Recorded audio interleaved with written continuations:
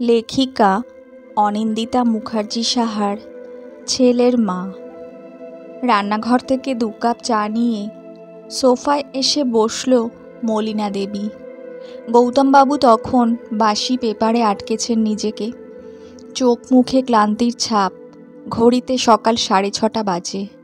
ঘর জুড়ে এখনও শুকিয়ে যাওয়া ফুলের মালা আটকে রয়েছে। মলিনা দেবী চায়ের কাপ দুটো আনতেই গৌতমবাবু বললেন, খুব দরকার ছিল চাটার গো, বলেই আরাম করে চায়ের কাপে চুমুক দিলেন। চোখ বুজেই বললেন, ছেলে মেয়ে দুটো ওঠেনি তো? মলিনা দেবী বললেন, না গো, এই তো ভোর 4টেতে ঘুমোলো এসে। ওদের আজ গেস্ট রুমে ঘুমোতে দিয়েছি।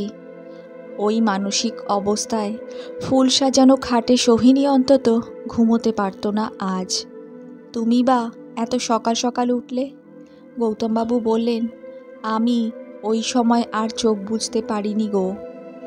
কাল সারা রাত নার্সিংহোম কাটিয়ে এসে আর ঘুম আসলো না।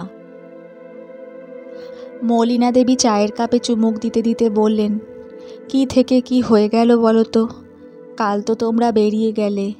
আমি যে কিভাবে সামলেছি আমি জানি, আর আমার ভগবান জানে। মঞ্চ থেকে কনেকে টেনে নিয়ে তোমরা চলে গেলে। তাও রাত 10টা বেজে গেছিল, তাই বেঁচে গেছি। এরকম অঘটন শুনে আত্মীয় স্বজনরাও কেউ সেরকম আর বিয়ে বাড়ি থেকে আসলো না এ বাড়িতে। শুধু বনি আর ওর বর আর বর্দি এলো, তাই দেখে শর্মিলাও এসেছে। তাও ওরা এসেছে বলে রাতটা কেটেছে আমার। তা কেমন দেখলে?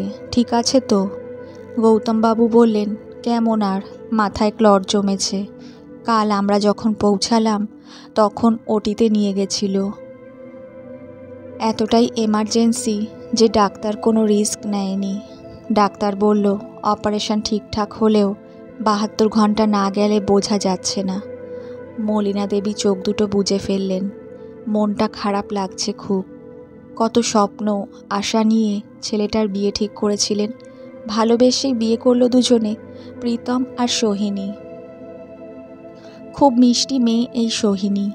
এক দেখাতেই পছন্দ হয়েছিল মলিনা দেবীর। কি মায়া ভরা মুখ। আর যখন জানলেন সোহিনী ছোটবেলায় নিজের মাকে হারিয়েছে, আরও আঁকড়ে ধরেছিলেন ওই মা মরা মেয়েকে, একদম নিজের মনের মতো গড়ে নেবেন বলে।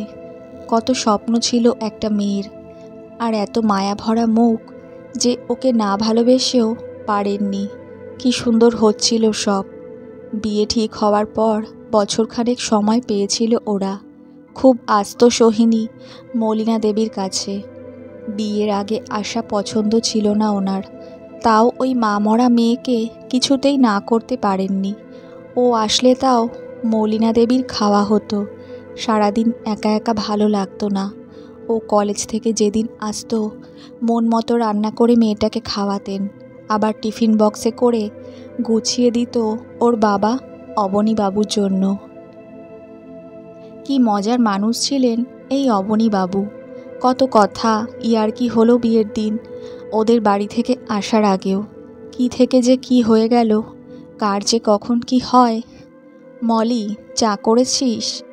মলিনা দেবী চোখ খুলে দেখলেন সামনে দাঁড়িয়ে আছেন ওনার বড় ননদ। গৌতমবাবুদের সব ভাই বোনদের মধ্যে ইনি বড়।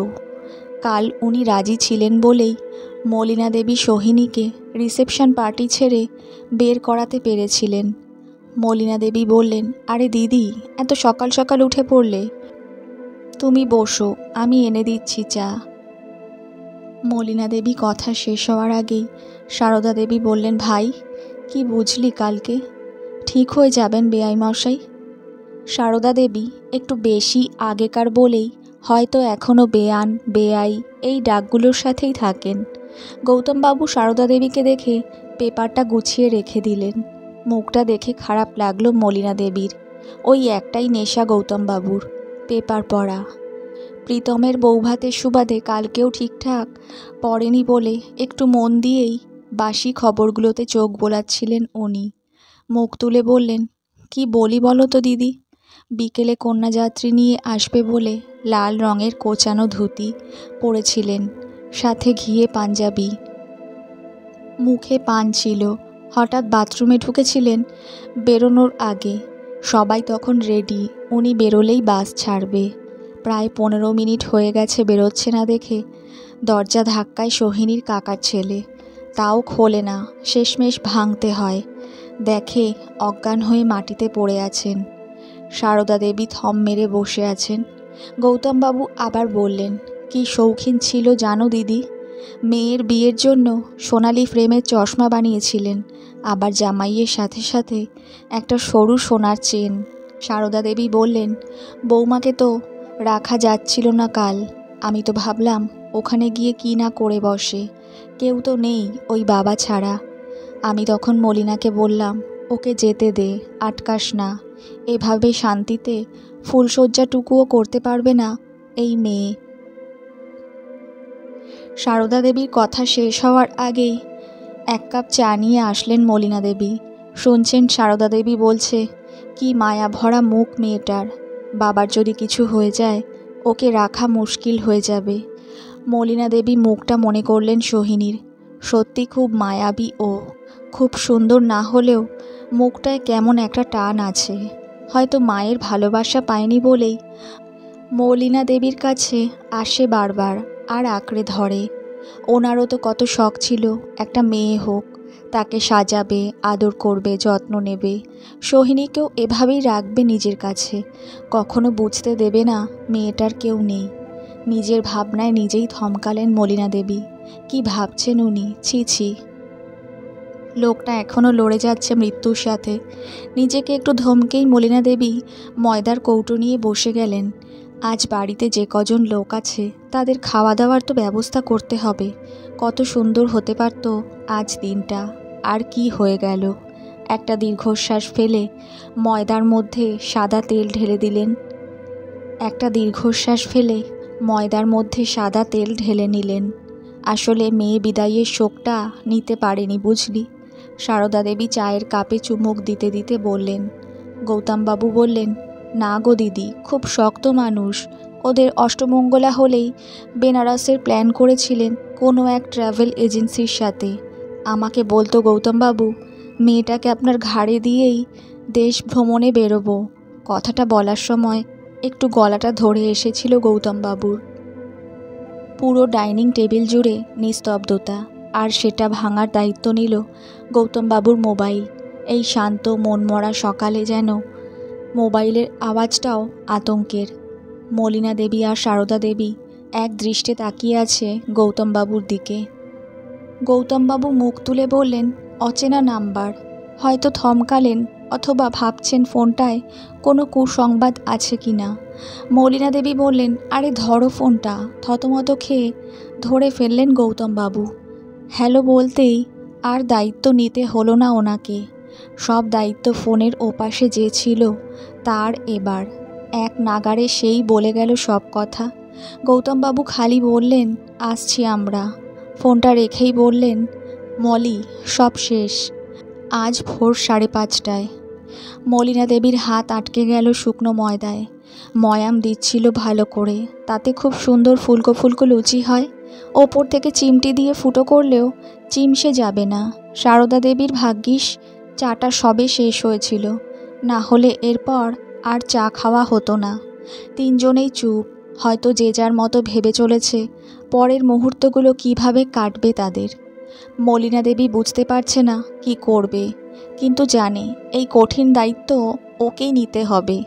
সোহিনীর মুখটা মনে করেই বুকটা হু হু করে উঠল মলিনা দেবীর। সারদা দেবী বললেন, খুব লক্ষ্মী পয়া ছিল মেয়েটা, বেরিয়ে এলো সব শেষ।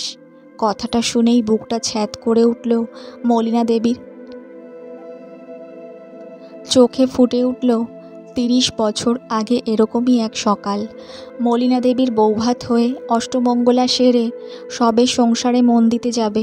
হঠাৎ রাতে ঘুমিয়ে সকালে আর ওঠেননি জগৎবাবু, গৌতমবাবু আর সারদা দেবীর ঠাকুরদাদা। নতুন বউ বাড়ি ঢুকলো আর একজন মানুষ মারা গেল। বহুদিন পর্যন্ত অপয়া কথাটা শুনে যেতে হয়েছিল মলিনা দেবীকে। সরাসরি কেউ না বললেও কথার প্যাচে সবাই, এমনকি সারদা দেবীও শুনিয়েছিলেন। আজও ভাবলে মন খারাপ হয়ে যায়। গৌতমবাবু উঠতে উঠতে বললেন, যাও মলি, আগে বাবুকে ডেকে দাও, ওকে সবটা খুলে বলো, ওই সোহিনীকে বলুক। নির্দেশটুকু দিয়েই গৌতমবাবু হেঁটে ঘরে চলে গেলেন, হয়তো রেডি হবে বলে। বড় দায়িত্বে যেতে হবে ওনাকে। সারদা দেবী বলেই যাচ্ছেন, লক্ষ্মীমন্ত মেয়ে এই সোহিনী, যেই ঘর ছাড়ল সব শেষ, কি থাকলো ওই বাড়িতে বলতো। একই কথা বারবার শুনে এই প্রথম মলিনা দেবীর নিজেকে ভালো লাগলো ছেলের মা হিসেবে। না হলে প্রীতমকেও অপয়া নাম নিয়েই ঘুরতে হতো মলিনা দেবীর মতো। সবাই বলতো অপয়া জামাই। বাড়িতে বিয়ে হয়ে এলো আর শ্বশুরটা মারা গেল, যদিও এরকমটা শোনা যায়নি আজ অবধি। অপয়া বউ শোনা গেলেও অপয়া জামাই শোনা যায়নি। যতই সোহিনীকে ভালোবাসুক মলিনা দেবী, নিজের ছেলের ভালো মন্দটা বুঝে নিয়েই বাসবে। আজ যতই দুঃখের দিন হোক সোহিনীর, তার জন্য যদি ওনার ছেলেকে অপয়া শুনতে হতো, সেটা উনি মানতে পারতেন না। কারুর মৃত্যু কি কারুর হাতে থাকে? আমাদের সমাজ এখনও যে কোনো কাজের মূল্যায়ন মেয়েদের দিয়েই করে। সেদিন মলিনা দেবী এই বাড়িতে ঢুকলো আর গৌতমবাবুর দাদু মারা গেলেন, সেই দায় পুরো নিতে হয়েছিল মলিনা দেবীকেই। আর আজ সোহিনী বাড়ি থেকে বেরিয়ে আসতেই বাড়িটা খালি, বাবাটা মারা গেল, সেই ভালোটুকুর দায়ও সোহিনীরই।